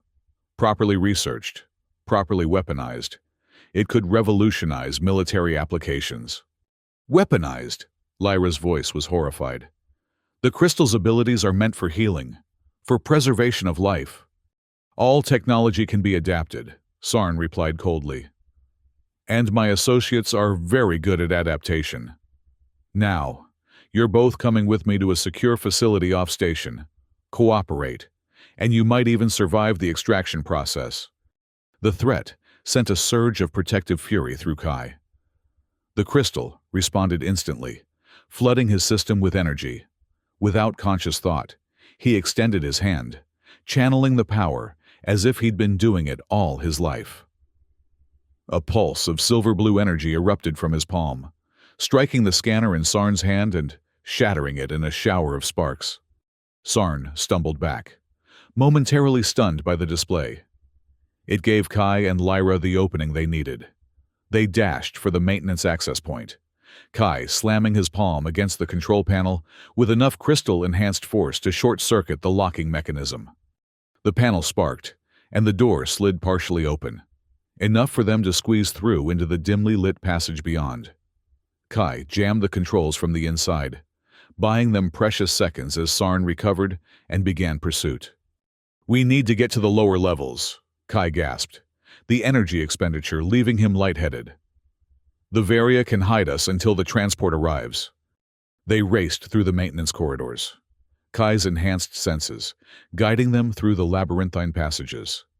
Behind them, they could hear Sarn calling for backup, organizing a station-wide search. "He'll lock down all access to the lower levels," Lyra warned as they descended through the station's infrastructure. "Not all of them," Kai replied, leading her toward a seldom-used utility shaft he'd discovered years ago while running unauthorized power lines to his workshop. "There are ways through this station that don't appear on any official schematics." The utility shaft was narrow and dark, designed for automated maintenance drones rather than human access. They squeezed through it sideways, descending level by level toward the unofficial areas of Dry 7. "Even if we reach the Variant Tree," Lyra said as they paused to catch their breath, "we can't stay there for 3 days. Sarn will tear the station apart looking for us." "We don't have to," Kai replied, checking his comm unit. "I have a message from Marine. They're accelerating the timetable. The transport will arrive in 6 hours. 6 hours is still a long time to evade a station-wide manhunt." "Then we'll have to make it interesting for Sarn," Kai said with a grim smile. "I think it's time he learned what the crystal can really do when it's working with a willing partner, not being exploited as a weapon." They continued their descent, eventually emerging into the lower levels, not far from the Variantry entrance. Kai's enhanced senses detected unusual activity throughout the station above. Security teams mobilizing, systems being rerouted for maximum surveillance coverage. When they finally reached the Variantry, they found it in a state of controlled chaos.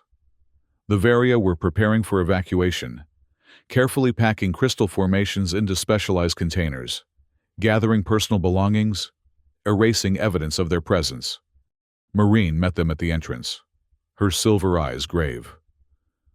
"The situation has escalated beyond our predictions. Sarn has convinced Administrator Hammond that there is a Varian terrorist plot targeting the station. They're implementing full lockdown protocols." "That's insane," Kai protested. "There's no plot." "Sarn doesn't care about truth," Marine replied. "He needs a justification for his actions, a cover for his real agenda. By painting all Varia as threats, he eliminates any question about his treatment of us." "Can the transport still reach us if the station is locked down?" Lyra asked. "Yes, but not through official channels. They will dock at an external maintenance port in the lower engineering section. We must be there to meet them." "What about the other Varia on the station?" Kai asked, watching as the community prepared for exodus. "The ones working officially in medical and other departments?" "Already warned," Marine assured him. "Many are making their way here through secure routes. Others have found alternative shelter with sympathetic humans." She gave Kai a meaningful look. "Your friend Rico has been particularly helpful in this regard." "Rico?" Kai was stunned. "She's involved?" "She has assisted our community for years," Marine explained. "Information broker, remember? She knows more about what happens on this station than even Sarn suspects." This revelation made Kai reevaluate his understanding of Dry 7's social dynamics. How much else had he missed in his self-imposed isolation? A sudden commotion at the chamber's far side interrupted his thoughts. Several Varia rushed in, supporting an injured comrade between them. The wounded Varian's silver-blue skin was marred by an angry red burn across the chest. "Security encountered them near the agricultural section," one of the helpers explained, as they lowered the injured Varian onto a crystal-lined bed. "They're using modified pulse weapons, calibrated to disrupt Varian bioelectric fields." Lyra moved immediately to assist, her healer's instincts taking over. Kai followed, watching as she placed her hands over the wound, her fingers glowing with the same silver-blue energy he had channeled against Sarn. "The injury is severe," she said after a moment. I can stabilize it, but complete healing will require more energy than I can safely channel alone. Without hesitation, Kai knelt beside her. Show me how to help. Lyra's silver eyes met his, surprise giving way to gratitude. Place your hands over mine. Focus on the crystal's energy. Direct it through your palms as you did against Sarn, but with healing intent rather than defensive. Kai did as instructed, placing his hands over Lyra's. The crystal on his back flared to life, sending waves of energy down his arms and into his palms. Where their hands met, the power seemed to amplify, the silver-blue glow intensifying until it was almost blinding. The wounded Varian gasped as the energy flowed into the injured tissue. Before Kai's amazed eyes, the burned flesh began to regenerate, the angry red fading to healthy silver blue. It's working, Lyra whispered, awe in her voice. The combined energy is accelerating the healing process exponentially. When they finally withdrew their hands, the wound was completely healed, not even a scar remaining to mark its presence. The Varian sat up, touching the restored skin in wonder. How is this possible? They asked, looking between Kai and Lyra. No single healer has such power. It's not just Lyra, Marine explained, having observed the process. The human carries the keystone crystal, and it has bonded with him more deeply than we anticipated. Together, they can channel energies that neither could access alone. The implications of this statement hung in the air. If Kai and Lyra could heal injuries that would normally be beyond Varian capabilities, what else might they accomplish with the crystal's power? There was no time to explore this question. However, Marine's comm unit chimed with an urgent signal. Security teams are sweeping the lower levels, she announced. They're using the modified scanners that detected you earlier. Kai, we must move to the rendezvous point immediately. The evacuation proceeded with practiced efficiency. The Varia moved in small groups through various passages, taking different routes to the maintenance port, where the transport would dock. Kai and Lyra, accompanied by Marine and 2 Varian guards, would be the last to leave, ensuring all others had safely departed. As they prepared to set out, Kai's comm unit received an encrypted message from Rico. Sarn knows about the transport, her message read. He's positioned teams at all external access points, including your intended escape route, sending alternate coordinates. And Kai, be careful. Sarn's not just after the crystal anymore. He wants you too. Seems you've become quite the interesting specimen. Change of plans, Kai announced, showing the message to Marine. We need a different way off the station. Marine studied the new coordinates Rico had sent. This is a private docking bay in the commercial arm. Restricted access. Can your transport reach it? Yes, but it's much more visible than our original plan. Security will detect the unauthorized docking almost immediately. Then we'll need to create a diversion, Kai said, an idea forming in his mind. Something big enough to draw attention away from the commercial arm. What did you have in mind? Lyra asked. Kai grinned, a plan crystallizing. How do you feel about station-wide power fluctuations? Using his knowledge of Dry 7 systems, combined with the crystal's energy manipulation abilities, Kai outlined a plan to create controlled disruptions in the station's power grid. Not enough to endanger life support or critical systems, but sufficient to trigger automatic security responses and create confusion. I can access the main power junction from maintenance level 3, he explained. With the crystal's energy, I can introduce harmonic fluctuations that will cascade through non-essential systems. Security will have to respond to multiple locations simultaneously. It's risky, Marine cautioned. If Sarn realizes it's a diversion.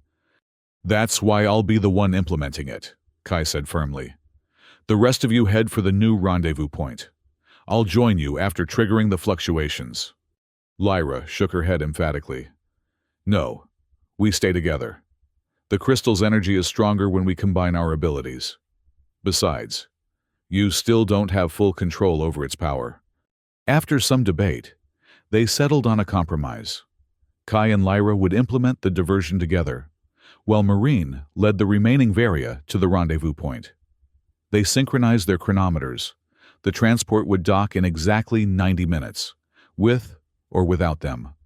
The journey to Maintenance Level 3 was tense, but uneventful. Most security personnel had been deployed to the lower levels, or external access points, leaving the maintenance corridors relatively clear. Kai's enhanced senses allowed them to avoid the few patrols they encountered. The main power junction was a massive chamber, filled with humming equipment, transformers, regulators, and distribution nodes that controlled the flow of energy throughout the station. Kai led Lyra to a specific access panel near the center of the room. "This controls power routing to non-essential systems," he explained, removing the panel cover to reveal a complex array of circuits and control interfaces. "If we introduce an energy pulse here, it will create fluctuations that the system will interpret as multiple equipment failures." "How do we generate the pulse?" Lyra asked. "The same way we channeled healing energy," Kai replied, placing his hand on the exposed circuitry. "But this time, we're not healing, we're disrupting." Lyra placed her hand over his, and together they focused on the crystal's power. The energy flowed more easily now, their combined intent directing it with greater precision than either could achieve alone. Silver-blue light spread from their hands into the circuitry, dancing along pathways never designed to carry such power. The effect was immediate and dramatic. Lights throughout the chamber flickered and dimmed. The steady hum of equipment became an erratic stutter as power levels fluctuated wildly. Warning alarms began to sound, signaling system instabilities throughout the station. "It's working," Kai said, withdrawing his hand as the disruption spread autonomously through the grid. "That should keep security busy for at least 30 minutes. Let's go." They exited the power junction just as emergency response teams were arriving, easily slipping past in the confusion, using maintenance passages to avoid the increasingly chaotic main corridors. They made their way toward the commercial arm and the new rendezvous point. Kai's comm unit chimed with updates from Rico, confirming that security teams were being diverted to address the power fluctuations. Sarn had ordered a station-wide search for the source of the disruption, convinced it was part of the fictional Varian terrorist plot he had fabricated. "We're almost there," Kai encouraged as they climbed through a rarely used access tunnel, connecting the maintenance and commercial sectors. Just 2 more levels. They emerged into a service corridor in the commercial arm, now operating on emergency power. The reduced lighting worked to their advantage, creating shadows that helped conceal their movement. According to Rico's intel, the private docking bay was just ahead, an exclusive facility reserved for wealthy merchants and corporate representatives. They were within sight of the bay entrance when disaster struck. A security team rounded the corner ahead, led by none other than Captain Sarn himself. His cold eyes widened in recognition, then narrowed with predatory satisfaction. "Novak and the Varian healer," he announced, raising his modified pulse pistol. "Exactly who I was hoping to find." There was nowhere to run, no cover to seek in the bare corridor. Kai stepped forward, positioning himself in front of Lyra despite her attempt to pull him back. "It's over, Sarn," Kai said, summoning what remained of his confidence. "The Varia are evacuating as we speak. The crystal will be beyond your reach within the hour." "You think I don't know about your little transport?" Sarn laughed coldly. "It's being intercepted as we speak. As for the Varia evacuation, all the better. Saves me the trouble of rounding them up." He raised his weapon. "Now, you're coming with me. My associates are particularly interested in studying how a human has bonded with Varian biotechnology." The crystal flared in response to Kai's rising fear and anger, sending waves of energy through his system. But he was exhausted from the power junction disruption, and uncertain if he could channel enough power to overcome Sarn and his armed team. Just as the situation seemed hopeless, the corridor behind Sarn filled with billowing smoke. Confusion erupted among the security team as visibility dropped to near zero.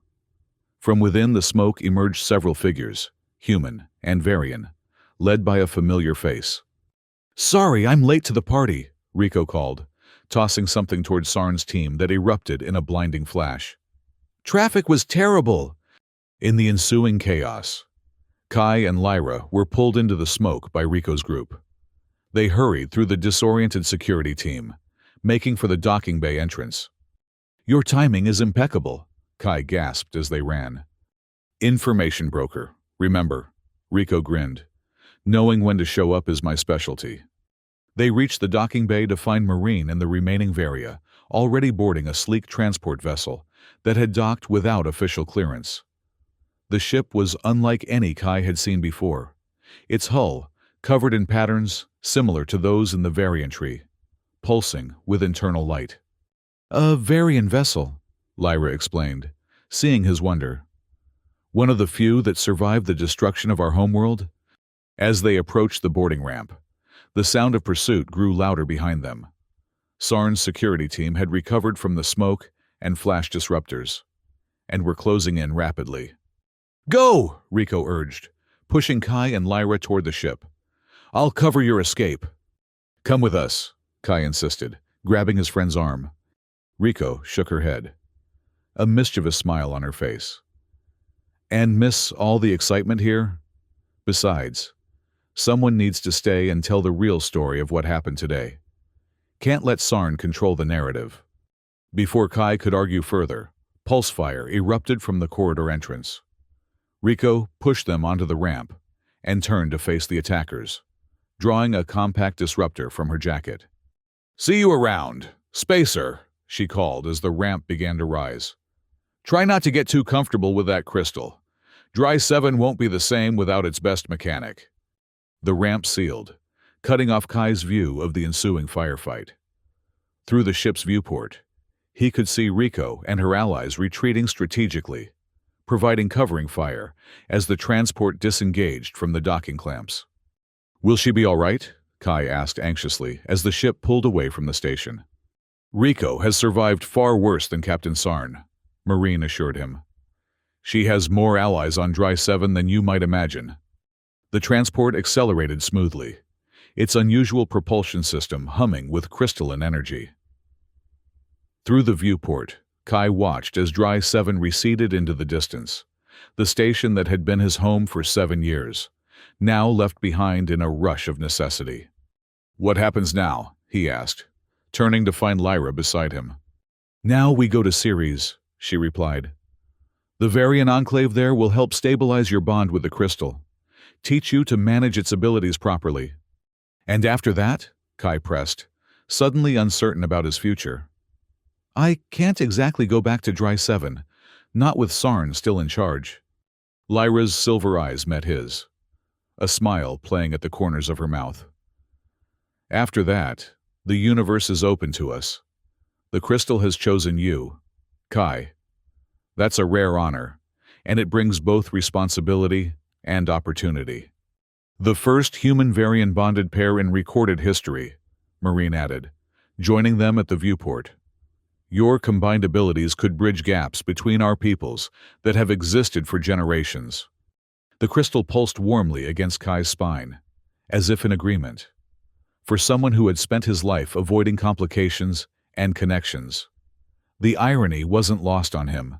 Now he was literally bonded to an alien artifact, fleeing to a Varian enclave, with no clear plan beyond survival. And yet, as he stood watching the stars with Lyra beside him, the crystal, a comforting presence against his skin, Kai felt something he hadn't experienced in years, a sense of possibility, of purpose beyond the next repair job or credit transfer. "I suppose I could use a change of scenery," he admitted with a small smile. "Though I hope they need decent mechanics on Ceres." "They need healers more," Lyra replied, taking his hand. Where their skin touched, a subtle glow emerged, the crystal's energy responding to their connection. "And together, we may be the most effective healing team the station has ever seen." as the transport entered jump sequence, leaving the Dry 7 system behind in a flash of crystalline energy. Kai found himself looking forward rather than back. Whatever came next, whether further pursuit from Sarn and his mysterious associates, exploration of his newfound Varian heritage, or the development of his bond with the crystal, he wouldn't face it alone. For someone who had prided himself on self-sufficiency, it was a startling realization. But like the crystal that had become part of him, some changes weren't meant to be resisted, only embraced. The transport jumped to hyperspace, carrying them toward Ceres Station and whatever future awaited a human mechanic with an alien crystal bonded to his spine, and the silver-skinned healer who had changed his life with a single, unexpected lick.